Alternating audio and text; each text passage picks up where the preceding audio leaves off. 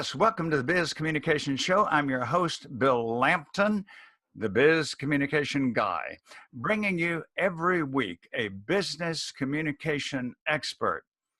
When we listen to them, when we implement their tips, strategies, and advice, we will boost our sales, management, customer service, and profits. Today, I have a wonderful privilege interviewing someone that I met 15 years ago, Theo Gilbert-Jamison from the greater Atlanta area.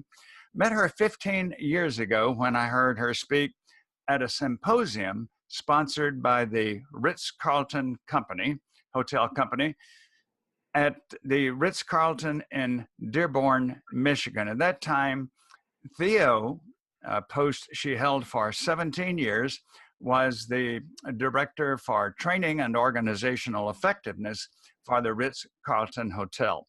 I heard her speak for an hour or so after lunch, and believe me, everyone was mesmerized. That's pretty hard to do with an audience after lunch.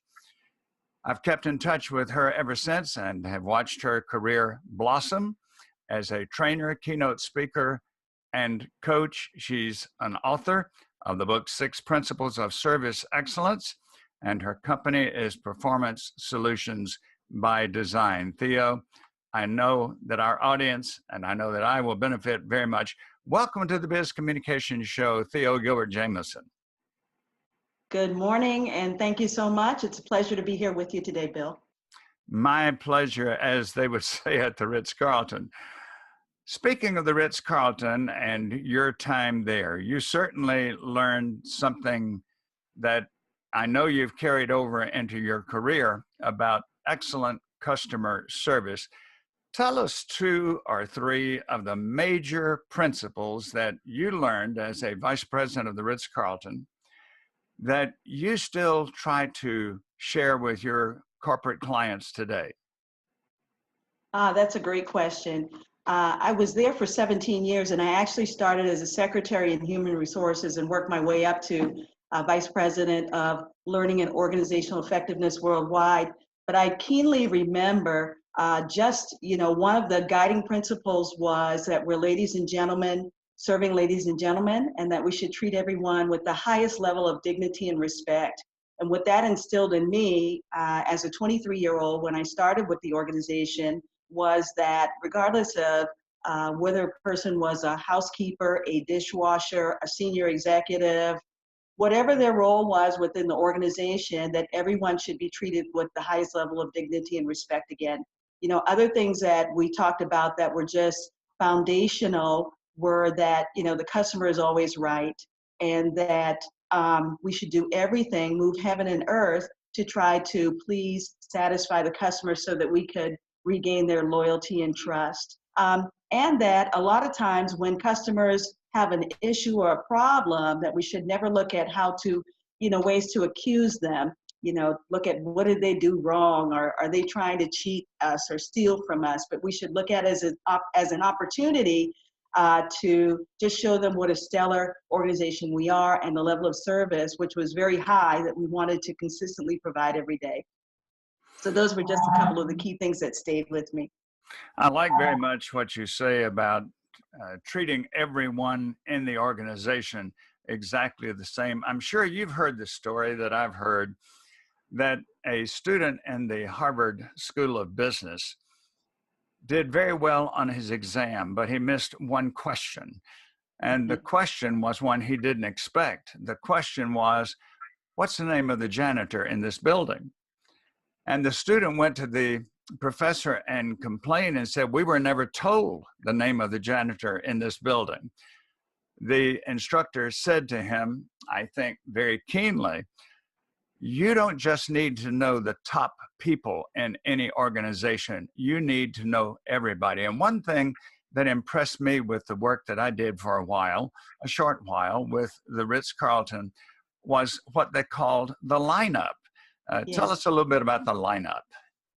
Well, the great thing about daily team lineups, and today when I'm talking with clients, I call it daily team huddles, but the purpose of it really was to set the tone for everyone's day, so that at the beginning of the shift, when everyone came in, there'd be a brief 5 to 10 minute stand-up meeting. And during that meeting, we talk about what the expectations were going to be for the day, who were the VIP guests that were coming in, what other things were going on. We'd also talk about birthdays, anniversaries, celebratory things for employees, but we'd leave everyone with one of the standards of the day, or what they called the 20 basics at that time, but we would cover one basic every day. Today, the basic might be, and this would be across the entire organization within every hotel, it might be smile because we're on stage, and to treat every customer with dignity and respect, so that would resonate with people throughout the day.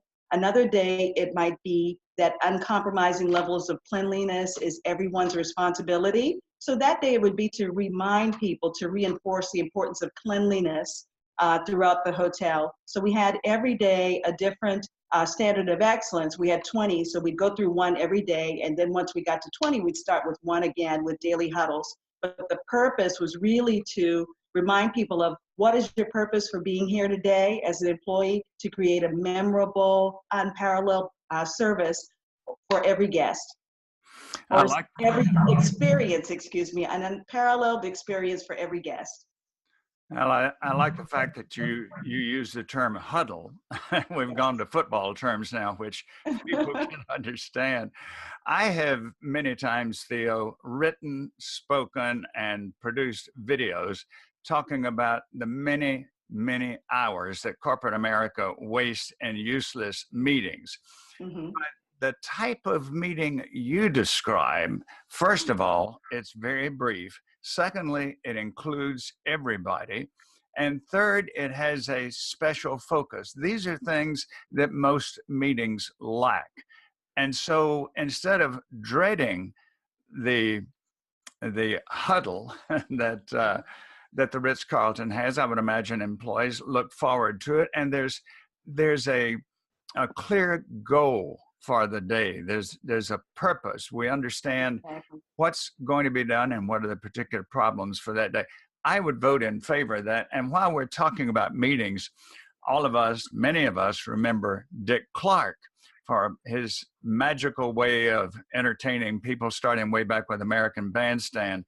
And then he became a true mogul in the music industry. One of the points that I read about him that fascinated me so much in his obituary was that with all of his corporations that he was in charge of, he had one rule, and that was there would never be a meeting that lasted more than 15 minutes. Mm-hmm. How long did these huddles last for the Ritz-Carlton? They weren't very long, were they?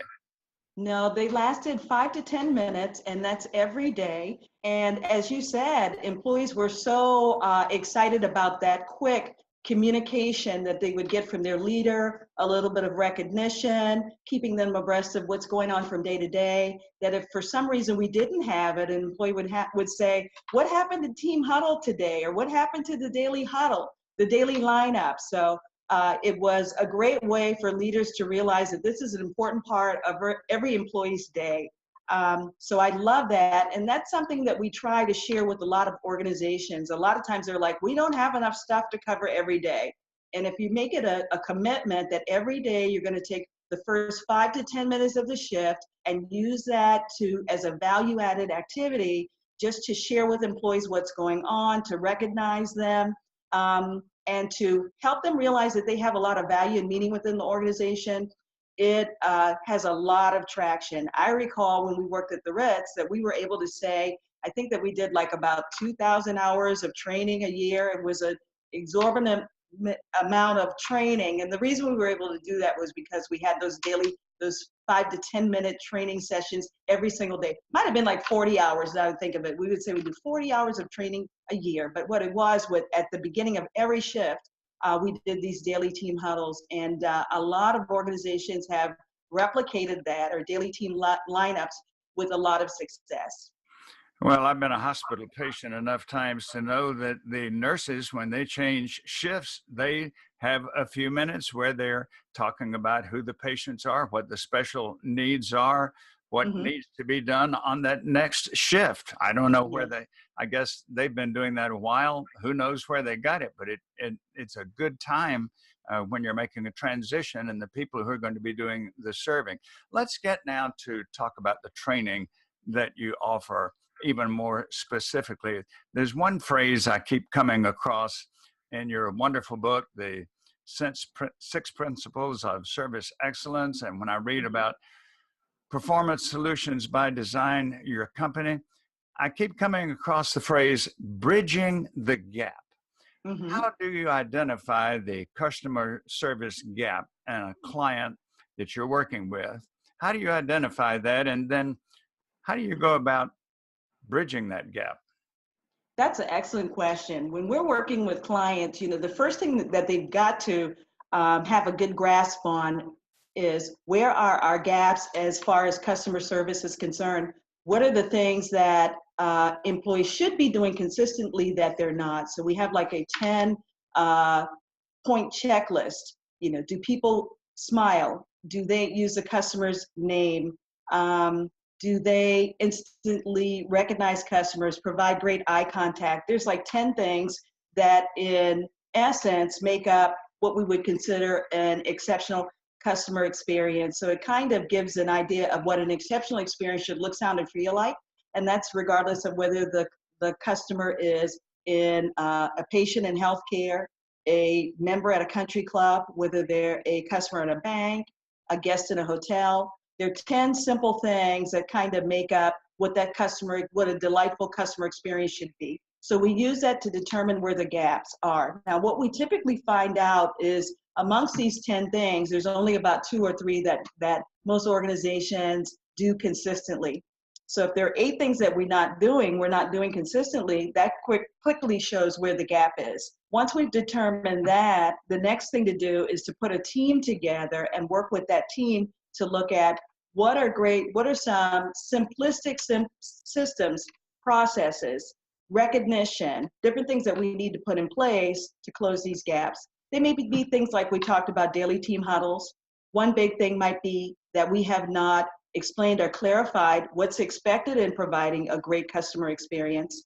Another might be that we need some great service recovery processes, or de-escalation, I guess is another way of saying it, training. Sometimes they need telephone etiquette training, but it's amazing that this 10-point checklist will help to determine where the gaps are. And then we work with a team of employees and leaders within the organization to look for ways to close those gaps. And it's important to work with employees and leaders because they need to be a part of improving those processes that will impact their work.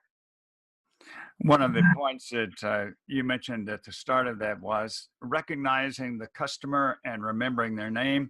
I remember, Theo, maybe 5 years ago, reading in the Atlanta newspaper back when they had a daily column called The Vent, where people could write in. And this was before we had all the other social media. So The Vent in that newspaper did what we're doing now in social media. One person wrote in and said, I have been your customer for over 1 year. Every time I come into your business, you ask my name again. I'm going to another company that will remember my name. Now, you mentioned these are 10 simple things. They may be simple, but they're also very strategic and they're very important. So thank you for that. The next thing I'd like to ask is, of course, regardless of all of our best efforts and our teamwork and our training and our preparation, there are times that customers are going to be unhappy, and we have to deal with that. There's a phrase you used where you said that there are certain key words or phrases that we use to de-escalate a situation. I know that our viewers and listeners want to know, what are some of those words and phrases? Okay, they're very simple. And let me start with this. What should people not say that they typically say? Because this will shed more light on the others. Customer has an issue or a problem and they bring it to an employee's attention. Typically, you're going to hear, that's not my job, that's not my fault, we're short-staffed, we're busy. All of these might be true things, but never anything. What those type of phrases do is escalate.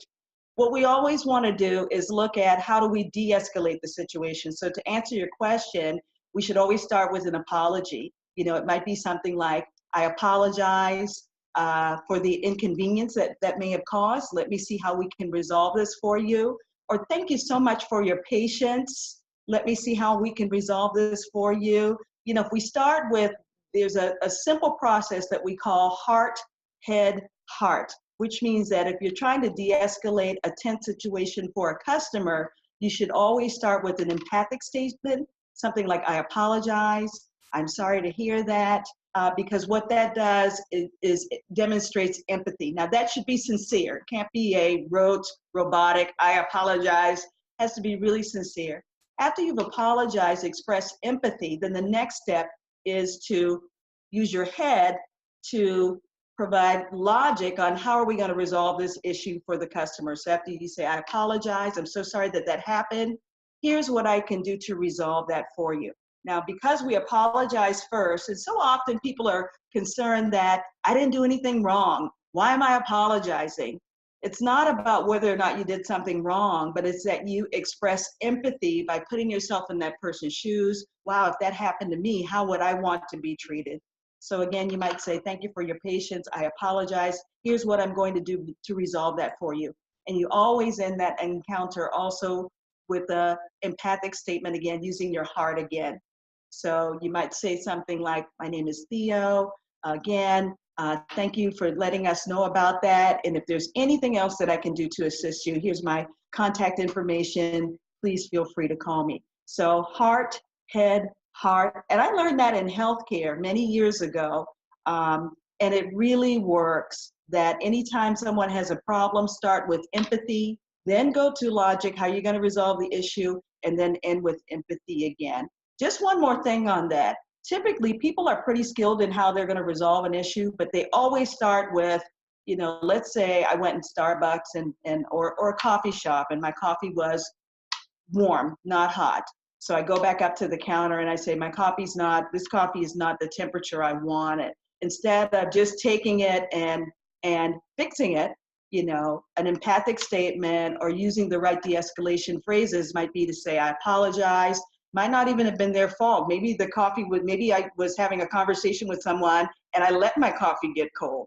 But they should still start with, I apologize. Let me fix that for you. And thank you so much for bringing that to our attention. If that happens again, so and so and so and so. So it's just a great way to de-escalate a tense situation. And I love it. Heart, head, heart.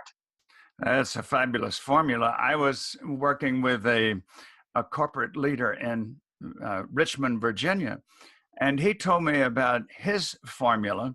He called it non-committal listening.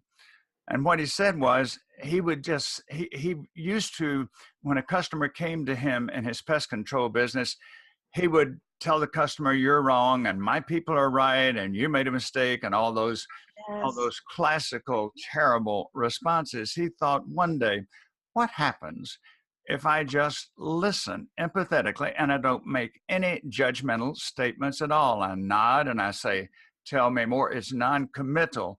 And he said, what really astounded him was sometimes when he would do that for 10 minutes, the customer all of a sudden would say to him, gosh, I'm really sorry I've been wasting your time with this trivial problem. I really shouldn't have come in here. Your company gives great service. Now, I go back to what you say and I underscore it.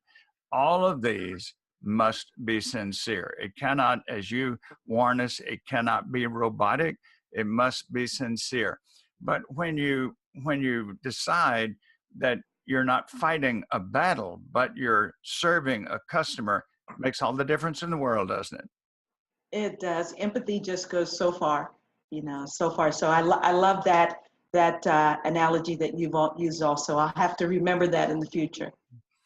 Theo, I know that our viewers and listeners, viewers on YouTube and listeners on podcast, will want to get in touch with you. This has been a gold mine of information about customer care, customer service, coming from an expert, 17 years with the Ritz-Carlton, 15 years with your own company. Please tell us your contact information. Yes. Well, my website is www.psbydesign.com. The company is Performance Solutions by Design, and I can always be reached by email, tjamison@psbydesign.com. I have to say that I've heard Theo speak not only that time at the Ritz-Carlton, but on other occasions too. And I use the word mesmerizing. She's totally energetic. She's action-packed. She's rich with information. And if you want a keynote speaker, trainer, or coach, I can't think of anyone I could recommend more highly. Now that Theo has given her contact information, I'm happy to share mine, Bill Lampton, the biz communication guy. So logically, my website is B-I-Z, bizcommunicationguy.com. Invite you to visit there, review my services for corporations and for leaders. Sign up for my online weekly newsletter, and I would love to hear from you. Theo, before we go, any closing thoughts, tips, or strategies? Well, one thing that I'd like to leave everyone with is that creating a culture of excellence is a journey. It's not a destination. Many leaders think that you can just take people through a customer service class and that will make everything right. But after people or employees have been through training, it really is important that leaders walk the talk, or that they consistently exemplify the level of service that they want their employees to demonstrate with customers. It's important that they do that with their employees. So again, thank you so much, Bill. It's been just a pleasure spending this time with you. We'll do this again. Keep your calendar handy, because we've just begun to cover a subject which you have mastered a long time ago. And to those of you who've been with us today, we appreciate that. Invite you to be with us again next week for another version of the Biz Communication Show. I'm your host, Bill Lampton, the Biz Communication Guy.